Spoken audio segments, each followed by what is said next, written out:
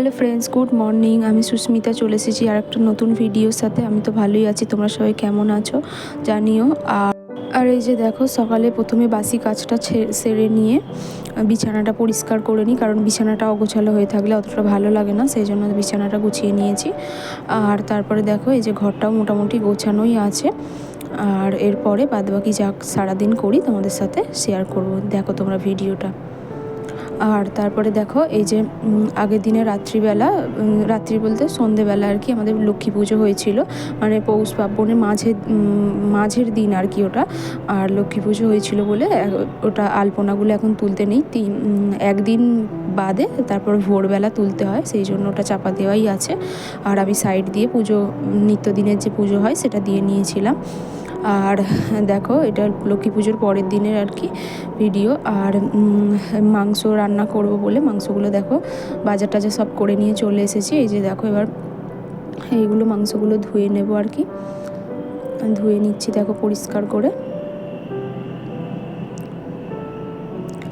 আর বানাবো বিরিয়ানি, সেই কারণে মোটামুটি পিসগুলো রাখতে বলেছি। আর খুব বড় বড় হলে জানো তো বন্ধুরা, আমার অতটা ভালো লাগে না, সেই কারণে ভালো ভাজা অতটা হয় না, সেই জন্য আমি একটু ছোট করেই কাটিয়ে আনতে বলেছি। আর এই যে দেখো, আদা রসুনগুলো বোন ছাড়িয়ে দিয়েছিল, আর এই যে পেস্ট বানিয়ে নেব আদা রসুনের। আর ঘরে বিরিয়ানি বানালে অতটা শরীরও খারাপ হয় না, সেই কারণে অল্প মশলা অল্প ঘি দিয়ে বানানো হয়, সেই জন্য দেখো এই যে পেস্টটা বানানো হয়ে গেছে। আর ওদিকে মাংসটা এবার বানিয়ে নেব। ভাতটা আগেই আমি বানিয়ে রেখেছিলাম, কারণ ভাতটা বানানো থাকলে মাংসটা হয়ে গেলে চট করে দমে দিয়ে দেওয়া যায়।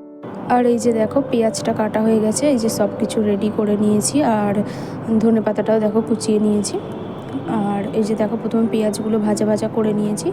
আর তারপরে একটু টমেটো, কাশ্মীরি লঙ্কা গুঁড়োটা আগে দিয়ে দিয়েছি, কারণ কালারটা খুব ভালো আসে। তারপরে আদা রসুনের পেস্টটা দিয়েছি দেখো।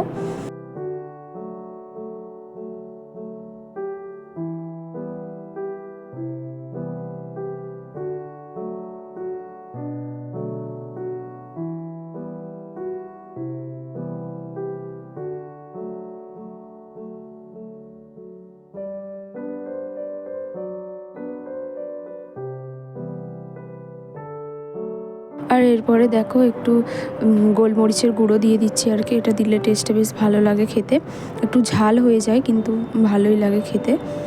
আর এরপরে দেখো, মাংসগুলো দিয়ে ভালো করে কষিয়ে নেব।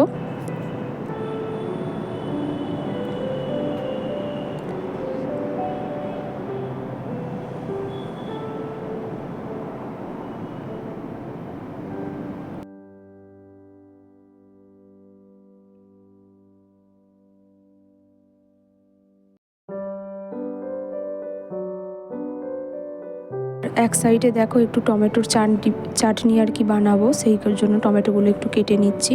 আর এর সাথে খেজুর দিয়ে বানাবো, বেশ ভালো লাগে খেতে। দেখো চাটনি আর একটু অল্প করে পাঁপড় ভেজে নেবো, তাহলেই হয়ে যাবে। আর আমরা দেখো বিরিয়ানিটা বানিয়ে নিয়ে ছাদে বসে খাচ্ছিলাম, সবাই মিলে খুব মজা করছিলাম। আজকের ভিডিওটা কেমন লাগলো জানাবে, আমার চ্যানেলটা লাইক করবে, কমেন্ট করবে, শেয়ার করবে, সাবস্ক্রাইব করবে।